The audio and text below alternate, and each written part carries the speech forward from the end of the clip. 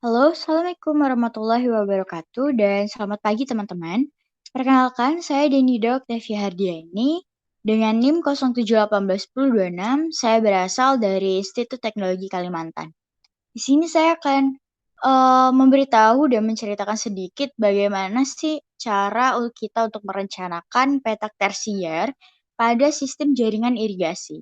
Nah, kalau misalkan teman-teman sudah mendengar kata irigasi, mungkin teman-teman sudah terbayang dengan suasana pertanian dan persawahan gitu ya. Ya benar, jadi, irigasi itu berkaitan erat sekali dengan pertanian dan persawahan gitu. Nah dan nanti saya akan menjelaskan juga sedikit terkait tentang apa itu irigasi dan apa itu petak irigasi serta petak tersier gitu. Nah oke, selanjutnya langsung saja.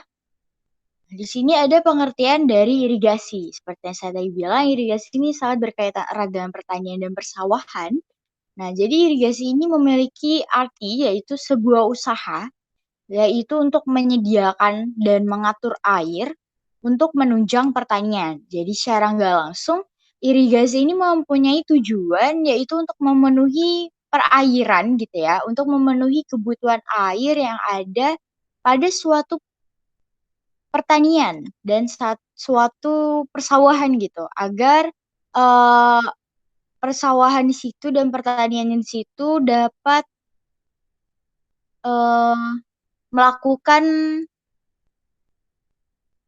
penanaman terhadap tanaman di situ berhasil gitu ya. Jadi kita kan pasti membutuhkan air gitu ya. Nah, dan di sini irigasi ini yaitu dia bertujuan untuk memenuhi kebutuhan airnya gitu, tidak kurang dan tidak lebih. Nah, lalu di irigasi itu terdapat yang namanya petak irigasi.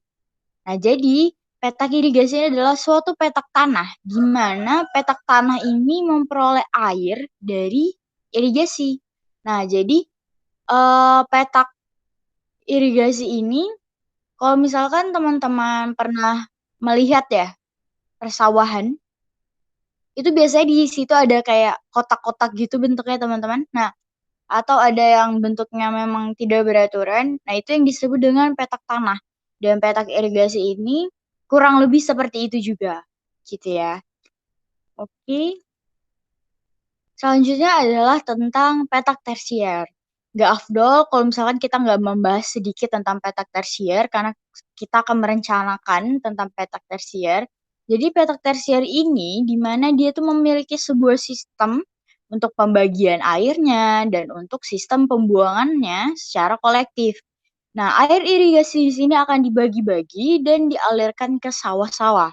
Apabila terdapat kelebihan air pada petak tersier ini akan ditampung di dalam suatu sistem pembuangan. Oke. Nah, di sini saya ingin menjelaskan dulu bahwa sebelum merencanakan kita harus tahu dulu apa sih klasifikasi jaringan irigasi yang akan kita gunakan. Di sini saya akan menggunakan klasifikasi jaringan irigasi yaitu teknis. Untuk klasifikasinya jaringan irigasi itu terdapat 3 teman-teman, yaitu ada, irigasi sederhana, ada irigasi semi teknis, dan irigasi teknis. Dan di sini saya menggunakan yang teknis gitu. Untuk, syarat-syaratnya mungkin teman-teman bisa googling gitu ya lebih lanjut, apa sih syarat-syarat untuk bisa, kita membuat, irigasi teknis gitu ya. Nah, jadi kalau teknis saya kasih tahu sedikit bahwa, untuk di teknis ini dia sistem saluran pemberi airnya sama saluran pembuangannya itu terpisah. Nah, terus juga dia adalah bangunannya itu bangunan permanen. Nah, gitu. Jadi makanya di sini saya membuat 2 saluran, saluran pemberi air dan saluran pembuangannya itu berbeda, gitu. Oke, kita akan melihat karena di sini saya sudah ada merencanakan terlebih dahulu bagaimana sih, perencanaan tentang petak tersier. Jadi di sini saya sudah membuat seperti petak persawahan gitu ya, yang mudah dipahami. Nah, jadi di sini saya mau memperkenalkan dulu bagaimana sih peta kontur pada perencanaan saya ini. Nah, jadi peta kontur yang saya gunakan itu adalah, untuk tanah yang berada di A yang di atas ini lebih tinggi teman-teman, dibandingkan dengan petak yang, C ini. Jadi petak C ini lebih rendah dan petak A ini lebih tinggi gitu. Nah, sehingga, jenis irigasi yang saya gunakan adalah irigasi gravitasi. Nah, jadi irigasi gravitasi itu di mana irigasinya itu memanfaatkan gaya gravitasi untuk mengalirkan airnya, gitu ya. Nah, jadi saya menggunakan jenis irigasi gravitasi. Nah, dan juga di sini, eee, saya ingin memperkenalkan dulu ya bagian-bagiannya. Jadi di sini ada namanya bangunan sadap, ya bangunan sadap, di mana bangunan sadap ini adalah termasuk jenis bangunan irigasi. Nah, jadi, jenis bangunan irigasi itu banyak ya teman-teman. Ada bangunan utama itu terdiri dari bendung dan bendungan, lalu ada bangunan terjun, ada bangunan sadap, ada bangunan pembawa, bangunan pengatur, dan pengukur. Nah, terus apa sih fungsinya dari adanya bangunan irigasi ini? Jadi, untuk keperluan dalam menunjang pengambilan dan pengaturan air irigasi sehingga air dapat mengalir dengan baik ke areal pertanian. Nah, jadi di sini ada jenis bangunan irigasi yang saya pakai itu adalah bangunan sadap gitu ya. Teman-teman kalau mau pakai bendungan boleh, mau pakai bangunan terjun boleh gitu ya, tapi saya di sini menggunakan bangunan sadap. Nah, lalu di sini itu juga ada saluran sekunder, lalu di sini ada box tersier. Nah, nanti akan saya jelaskan apa fungsi dari box ini. Dan teman-teman juga bisa ya melihat atau mencari referensi gambar mengenai box tersier dan box quarter yang warna ungu ini di googling gitu ya. Jadi biar lebih dapat gambaran di dunia nyatanya seperti apa sih bentuknya gitu. Karena saya memiliki keterbatasan gambar gitu ya. Jadi saya simbolkan seperti ini saja. Nah, lalu di sini ada garis putus-putus berwarna biru, ini saya simbolkan sebagai saluran tersier gitu ya. Nah, lalu, ada juga garis putus-putus berwarna hijau, muda ini saya simbolkan sebagai saluran pembuangan tersiernya. Nah, makanya tadi saya bilang saluran pembawa air yang warna garis putus-putus warna biru ini, itu berbeda. Saya bikin berbeda salurannya dengan saluran pembuangannya yang garis putus-putus berwarna hijau ini. Seperti itu ya teman-teman. Nah, lalu di sini ada saluran pemberi kuarter. Kalau teman-teman bisa lihat di atas petak subtersier ini ada saluran pemberi kuarter. Saya beri warna garisnya adalah ungu atau bisa lebih jelas terlihat di sini. Yang di atas petak C ini ada warna ungu. Nah, ini adalah saluran pemberi kuarter. Dan nanti saya jelaskan apa fungsinya gitu ya. Nah, terus di sini ada panah berwarna hijau tua. Apakah ini? Jadi ini saya buat sebagai simbol saluran pembuangannya. Tapi pembuangan untuk pembuangan kuarter gitu ya. Pembuangan kuarternya. Jadi ada dua saluran pembuangan yaitu saluran pembuangan kuarter dan saluran pembuangan tersier. Nah, lalu saya ingin menjelaskan, mana sih yang petak tersiernya? Petak tersier ini itu adalah yang besarnya ini. Nah, jadi yang saluran tersier ini, dia mengelilingi petak tersier. Jadi petak tersier ini yang memuat 4 petak subtersier yang ada di dalamnya ini, gitu teman-teman. Nah, terus yang ada tuh ada huruf A, huruf B, huruf C, dan huruf D itu apa ya? Nah, huruf A ini adalah petak subtersier gitu ya. Jadi lebih kecilnya lagi, mohon maaf, yaitu subtersiernya. Nah, terus ada angka 1 dan angka 2 ini maksudnya apa? Jadi A1 ini adalah petak kuarter, A1, A2 ini adalah petak kuarter. Jadi petak kuarter itu pecahannya lagi dari petak subtersier, lebih kecilnya lagi gitu. Jadi nanti kalau saya ada menyebutkan petak kuarter, ada petak subtersier, petak tersier, itu teman-teman sudah tahu apa bedanya gitu ya. Saya ulangi lagi, petak tersier ini adalah petak yang besarnya gitu ya, yang dapat menampung 4 petak subtersiernya ini. Nah, dan dalam subtersier ini terdapat lagi petak kuarter, yaitu A1, A2, B1, B2, dan seterusnya. Makanya di sini saya memberikan simbol tanaman yang berbeda agar teman-teman bisa lebih mengerti gitu ya. Jadi ini yang jagung, ini adalah petak kuarter, dan yang kubis gitu ya, ini juga petak kuarter. Jadi bisa lebih memahami lagi mana petak kuarter dan mana yang petak subtersier seperti itu. Nah, jadi dalam kita merencanakan gitu ya, pertama-tama kita akan ada semacam persyaratannya gitu ya teman-teman, sebelum kita merencanakan. Jadi yang pertama itu adalah petak tersier, yaitu petak yang memuat 4 subtersier atau petak kuarter, itu harus mendapatkan air dari satu bangunan, gitu ya, dari satu bangunan, dan dilayani oleh satu saluran. Nah, jadi itu syarat pertama. Jadi kita membuat petak tersiernya ini harus mendapatkan air dari satu bangunan dan juga dilayani oleh satu saluran gitu ya. Nah, jadi kalau di sini petak tersiernya mendapatkan air dari bangunan sadap dan juga dilayani oleh saluran sekunder. Nah, lalu untuk petak kuarternya juga sama.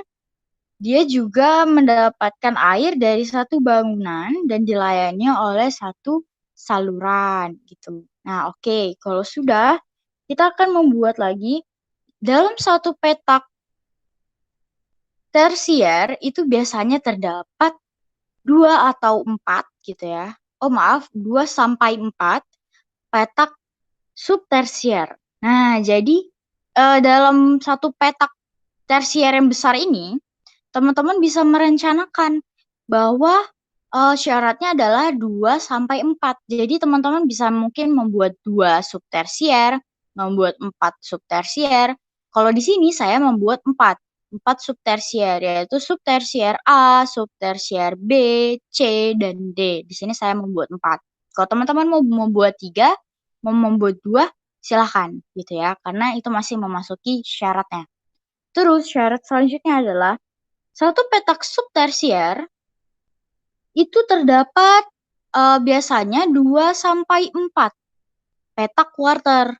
Nah, sedangkan saya di sini menggunakan satu subtersier ini terdapat 2 petak kuarter aja. Makanya di sini ada A1 dan A2. Jadi kalau teman-teman mau bikin, saya pengen bikin 3 gitu ya. 3 petak kuarter, oh boleh, jadi ditambahin aja A3 di bawah sini mungkin. Atau teman-teman mau memanjang kayak gitu ya, atau teman-teman mau sampai petak kuarternya 4 gitu ya, udah nggak apa-apa, nanti ditambahin di sini bawahnya lagi A4 kayak gitu ya teman-teman. Jadi silahkan teman-teman merencanakan, yang penting sesuai dengan persyaratan tersebut gitu. Nah, oke, karena sudah saya jelaskan syarat-syarat dan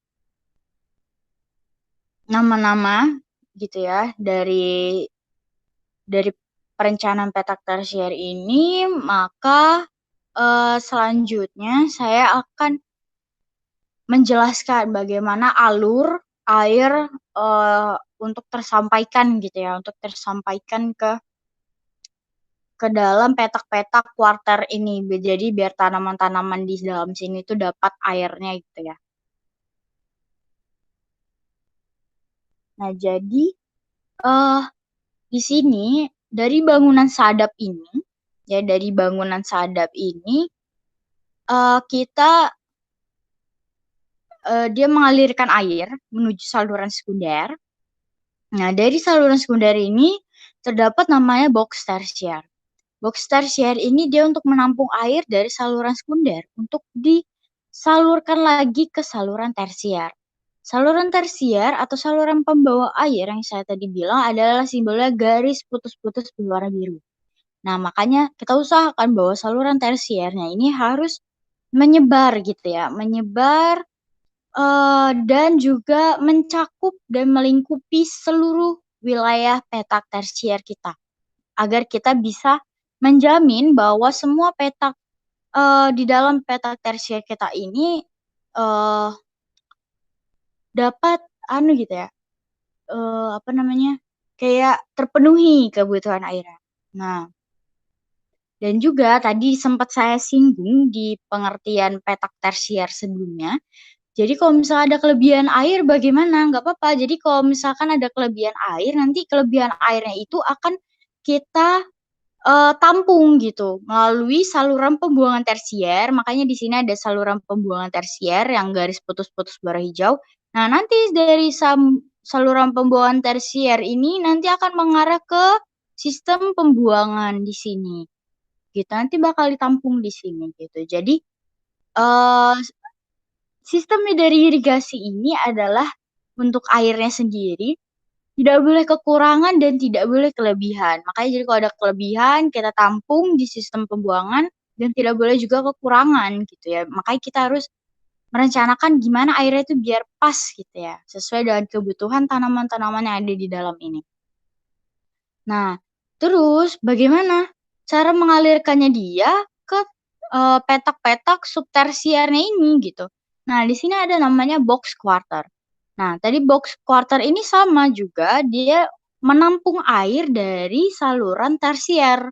Nah, jadi ada dari saluran tersier ini ditampung ke box quarter-nya ini, lalu dari box quarter ini memiliki lagi namanya saluran pemberi quarter.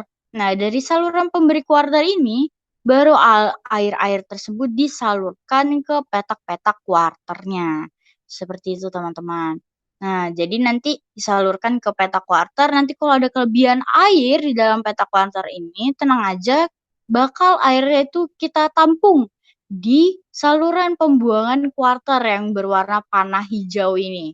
Nah, jadi saluran pembuangannya kita taruh di sekeliling petak, gitu ya. Jadi apabila ada kelebihan air dari saluran pemberi kuarternya, nah nanti dia bakal mengalir ke saluran pembuangan kuarter dan nanti saluran pembuangan kuarter ini akan bertemu dengan saluran pembuangan tersier, lalu akan berakhir di sistem pembuangan, gitu. Nah, jadi, eee apa ya, kayak sistemnya itu sederhana gitu ya. Jadi dari kita mengasih air, kita salurkan lagi gitu ya ke petak-petaknya, jadi apabila ada kelebihan, itu airnya akan ditampung pada sistem pembuangan. Nah, seperti itu kurang lebih teman-teman, perencanaan petak tersier milik saya. Semoga, teman-teman bisa dapat ilmu baru gitu ya, dan saya mohon maaf apabila ada kata-kata dari saya yang kurang berkenan dan apabila ada masih penjelasan dari saya yang kurang dimengerti. Saya akhiri, assalamualaikum warahmatullahi wabarakatuh.